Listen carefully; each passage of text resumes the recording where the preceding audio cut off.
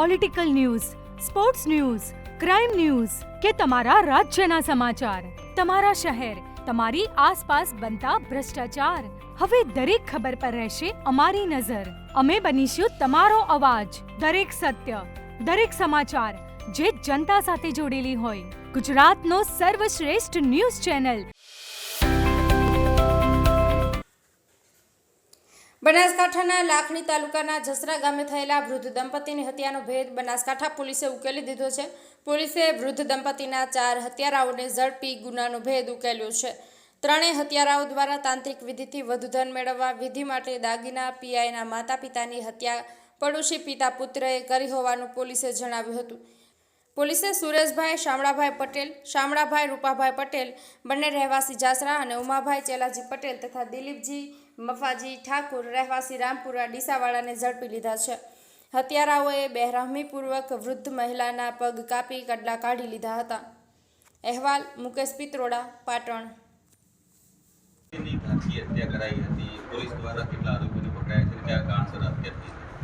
બે દિવસ પૂર્વે લાખણી તાલુકા કે જે અમારો આખરા પોલીસ સ્ટેશન ખાતે લાગે છે ત્યાં સવારના સમયે અમને જાણ થાય છે કે એક વૃદ્ધ દંપતીની હત્યા જે છે એ અજાણ્યા માણસોએ કરી છે. અને ખાસ કરીને જ્યારે અમે લોકોને ખ્યાલ પડે છે કે આ હત્યામાં જે વૃદ્ધ દંપતીની હત્યા થઈ છે તે અમારા એસએમસીના પીઆઈના જ મધર ફાધર હતા. આ હત્યાની જાણ થતાં જ લોકલ પોલીસ અને એલસીબી સુધીનો સ્ટાફ તાત્કાલિક જગ્યા પર પહોંચી જાય છે અને જાંચ પડતાલ સ્ટાર્ટ કરી દે છે. આ સિવાય આ ઘટનાની જાણ થતાં જ આઈજીપી સાહેબ તરફથી ડીજીપી સાહેબ તરફથી બી અલગ અલગ સૂચનાઓ અને કન્ટિન્યુઅસ માર્ગદર્શન આપવામાં આવે છે. હું આપ લોકોને જણાવવા માંગીશ કે પોલીસે માત્ર 36 કલાકની અંદર જ આ જે હત્યાનો ભેદ હતો એને પોલીસે ઉકેલી નાખ્યો છે. આ હત્યાની જ્યારે પોલીસને જાણ થાય છે એ વખતે જ અમે લોકો આની ગંભીરતાને લઈ અને અલગ અલગ 112 પોલીસની કુલ 8 જેટલી ટીમો બનાવવામાં આવેલી હતી. આ જે કેસ હતો એ અમારા બનાસકાંઠા પોલીસ માટે એક સૌથી મોટી એક ચેલેન્જ સમાન કેસ હતો કે જેની અંદર જે છે એ ટેકનિકલ ડિટેલ્સ એટલી બધી હતી નહીં, ટેકનિકલ મદદ મળી ન રહી હતી. છતાં પણ પોલીસે ઘણી બધી 8 ટીમોની મદદથી પોલીસે માત્ર 36 કલાકમાં હત્યાનો ભેદ ઉકેલ્યો છે. જો આપણે ટીમની વાત કરવામાં આવે તો અલગ અલગ ટીમોની જે રચના થઈ હતી તેમાં અનેક ટીમોને બનાસકાંઠા પોલીસ દ્વારા મધ્યપ્રદેશ અને રાજસ્થાનની એવી ગેંગ કે જે આ રીતના વૃદ્ધ દંપતીઓના કે બીજા વ્યક્તિના હાથને પગ કાપીને હત્યા કરીને લૂંટ ચલાવતી હોય છે, આવી તમામ ગેંગોની ઉપર નજર રાખવા માટે અને તે લોકો આમાં સામેલ છે કે તે માટે મોકલવામાં આવ્યા. કેટલીક જે પોલીસની જે ટીમ હતી તે લોકોને દાહોદ અને ગોધરા સાઈડ પણ મોકલવામાં આવે જેથી કરીને ત્યાંની પણ એમઓસ ભેગી આવે. આ સિવાય એ જે ગામ છે તેની આસપાસમાં 7 જેટલી ટીમો જે છે એ એવી રીતના વર્ક કરી રહી હતી કે જે લોકો ફોટોવોલ્ટિક સેલના સોલાર સેલ છે તેના માટેના 187 મજૂરો આવેલા હતા. આવા 187 મજૂરોનું ઇન્ટ્રોગેશન કરવામાં આવ્યું. કુલ થઈને આ 112 પોલીસ દ્વારા 36 કલાકની અંદર 350થી વધારે લોકોનું ઇન્ટ્રોગેશન કરવામાં આવ્યું. સાયબરની ટીમ દ્વારા કન્ટિન્યુઅસ ત્યાં ટાવર ડમ્પ અને ટેકનિકલ એનાલિસિસ કરવામાં આવ્યું. એક ટીમ દ્વારા કન્ટિન્યુઅસ જે છે તેને સીસીટીવીના નિગરાની પર રાખવામાં આવ્યું. પોલીસે કોઈપણ જાતના ટેકનિકલની મદદ ના હોવા છતાં આ જે લોકો છે એ નજદીકના જ લોકો હોય તેવું અનુમાન કરી ડોગ સ્ક્વોડની મદદથી જે છે એ 4 આરોપીને હાલમાં હસ્તગત કરેલા છે. જે 4 આરોપી છે જેમના નામ જે છે એ કન્ટિન્યુઅસ આ રીતના છે.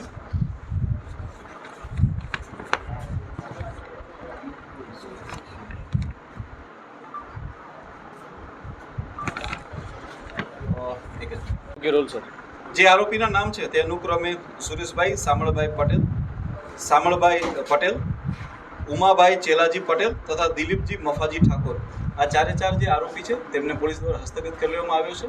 અને આમનો જે મુખ્ય મોટિવ જે સામે આવેલો છે તે આ પ્રકારે છે કે જે મુખ્ય સૂત્રધાર છે સુરેશ તે બ્લેક મેજિકના જાણકાર છે અને બ્લેક મેજિકના જાણકાર હોવાથી તેમનામાં એવી અંધશ્રદ્ધા છે કે જો કોઈ પણ આવા વ્યક્તિના દાગીના જો એમને મારીને લઈ આવવામાં આવે તો તેના મદદથી ઓર વધારે ધન પ્રાપ્ત થઈ શકે છે.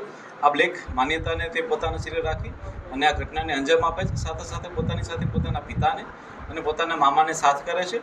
અને રાત્રિના સમયમાં કોઈને અવાજ ના આવે તેટલા માટે થઈને એક ટ્રેક્ટર પણ ચાલુ રાખે છે. ટ્રેક્ટરના અવાજની અંદર જે થઈ અને 3 લોકો ત્યાં જઈ અને મર્ડર કરે છે. આ સિવાય સુરેશના જે મુખ્ય ગુરુ છે ભુવા, એની પણ એ લોકો મદદ લે છે. તેના ઘરે જઈ અને ત્યાં પણ એ લોકો વિધિ કરે છે અને ત્યારબાદ જે છે એ પોતાના તમામ ઘરણાને જે છે એ બીજા એક વ્યક્તિને આપી દે છે. આ પ્રકારની વસ્તુની જાણ થતાં જ અમારી એસઓજીની ટીમ દ્વારા તે લોકોને હસ્તગત કરવામાં આવે છે અને ઇન્ટ્રોગેશનમાં તે લોકોને પકડી પાડવામાં આવે છે.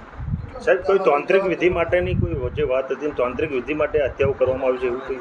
જે બિલકુલ જે સુરેશ ચૌધરી જે છે તે બ્લેક મેજિકના જાણકાર છે અને બ્લેક મેજિકના જાણકાર હોય તેમણે આ વિધિ માટે જ હત્યા કરેલી હતી એવું અમારી હાલની પૂછપરછમાં સામે આવ્યું. સાહેબ, આરોપી દ્વારા અગાઉ કોઈની હત્યા કરાઈ હોય અને ભેદ ના ઉડાવ્યો? જી ના, બિલકુલ એવું વસ્તુ ધ્યાનમાં નથી આવી. આ આરોપી દ્વારા એનું આ પ્રથમ જ મર્ડર છે, પ્રથમ ગુનો છે. તેના દ્વારા આની પહેલાં કોઈ ગુના થયેલા નથી, પરંતુ પોલીસ દ્વારા જે પ્રાથમિક ઇન્વેસ્ટિગેશનમાં સામે આવ્યું છે એ પ્રમાણે એ બ્લેક મેજિકનો જાણકાર અને ભૂવો હોવા છતાં તેની ઉપર ઘણું બધું દેવું બી થઈ ગયું હતું. એને આર્થિક સંકળામણમાં બી હતો. તેને ઘણા લોકોને ચેક આપેલા હતા જે બાઉન્સ ના થાય તેના માટે પણ તેને આર્થિક સંકળામણ હતી. સાહેબ, આ 3 જ આરોપી છે કે હજુ પણ આરોપી અંદર કોઈ બીજા સંડોવાયેલા છે? જી બિલકુલ, અમે આજે આરોપીને હસ્તગત કરી તેમને અરેસ્ટ કરી અને ત્યારબાદ અમે નામદાર કોર્ટની સમક્ષ તેમનું રિમાન્ડ માંગવાના છીએ. અને રિમાન્ડ દરમિયાન પણ જો કોઈ મુદ્દાઓ ઉજાગર થશે અને જેટલો પણ મુદ્દામાલ પોલીસે અત્યાર સુધીમાં રિકવર કરેલો છે અને ભવિષ્યમાં હજી વધારે રિકવર કરવાનો છે તે તમામને લઈને નેક્સ્ટ જે પ્રેસ કોન્ફરન્સ સાહેબ, આરોપીઓ દ્વારા જે હત્યા કરવામાં આવી હતી તે સમયે આજુબાજુના વિસ્તારના લોકોને કેમ જાણ ન થઈ? હું આપને જણાવવા માંગીશ કે આ લાખણી તાલુકાના જસરા ગામની સીમમાં બનેલો બનાવ છે. જે આ પ્રકારની જિયોગ્રાફી છે તેમાં ખેતરોની અંદર ઘર આવેલા હોય છે. તેમના ઘરની આસપાસમાં બીજું કોઈ ઘર નથી, દરેક અલગ અલગ ખેતરની અંદર ઘર આવેલા છે અને સાથે સાથે છતાં પણ કોઈ અવાજ ન થાય તેના માટે થઈ અને પ્રી પ્લાન મુજબ આરોપીઓ જે છે એ ટ્રેક્ટરને ચાલુ રાખેલું હતું. ટ્રેક્ટરના અવાજમાં જે છે આ હત્યા જે દટાઈ છે એ માટેનો એમનો પૂરતો પ્રયત્ન છે. સાહેબ, લૂંટમાં જો હું આપને જણાવું કે આ લૂંટ તો છે જ, કે જેમાં એ લોકોએ દંપતીની હત્યા કરી અને તેમના ઘરેણાં લીધા છે. તે લોકોએ જે તિજોરી તોડવાનો બી પ્રયત્ન કર્યો અને તિજોરીમાંથી પણ હાથમાં પહેરવાના કડલા જે છે એ લોકોએ તેની પણ ચોરી કરેલી છે અને લૂંટ કરેલી છે. પરંતુ સાથે સાથે આ બનાવ જે છે એ બ્લેક મેજિકને લગતો બી છે, જેમાં બ્લેક મેજિક માટે એ લોકોએ આ કરેલું છે અને બ્લેક મેજિકની મદદથી ઓર વધારે એ લોકો પૈસા કમાઈ શકે એ પ્રકારનું એમનું મોટિવ હતું. સાહેબ, ખાસ સામાજિક કરીને આ દંપતીને કેમ ટાર્ગેટ બનાવ્યા? અન્ય લોકો પાસે પણ દાગીના હોય છે. આ જે જો તમે ઘર જોવા જાઓ તો જે આરોપીઓ છે એમની નજદીકમાં જો કોઈ સૌથી નજદીકનું ઘર હોય તો એ આ ઘર હતું. અને બીજું કે આ દંપતી જે છે એ એકલા રહેતા હતા અને તેમની જે દીકરી હતી તેના લગ્ન જે છે જસ્ટ 15 દિવસ પહેલાં થયા હતા. એટલે આ લોકોની તરફથી એક એવી હતી માન્યતા કે કદાચ એમના ઘરમાં અને એમની પાસેથી ઓર વધારે સોનું કે ચાંદી મળી શકે છે. સાહેબ, જે પ્રમાણે દંપતીની એક સવાલ લઈએ. એ લોકોએ પહેલાં ક્લેમ કરેલો હતો કે એમને અણબનાવ હતો, પરંતુ પોલીસ દ્વારા જે ડીપ ઇન્ટ્રોગેશન થયું છે તેની અંદર એમને વચ્ચે કોઈ અણબનાવ હતો ભૂતકાળમાં બી એવું સામે આવેલું નથી.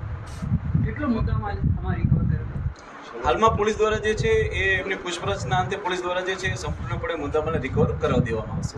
સાહેબ, સામાજિક મુદ્દાને લઈને કોઈ આમાં જાણવા મળ્યું છે કે સામાજિક મુદ્દાઓને લઈને પણ કોઈ હત્યાનો કોઈ? પોલીસ દ્વારા દરેક પહેલું ઉપર ઊંડાણપૂર્વકની તપાસ થઈ છે અને હાલમાં તેની અંદર કોઈ સામાજિક પહેલું હોય એવી કોઈ પણ વસ્તુ સામે આવેલી નથી.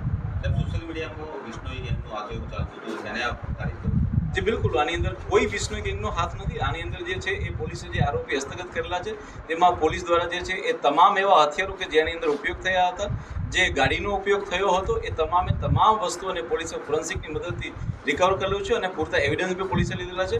આમાં કોઈ પણ વિષ્ણુ ગેંગનો હાથ નથી. આમાં જે આરોપી હસ્તગત કરવામાં આવેલા છે તેમનું જ આની અંદર જે છે હાથ છે.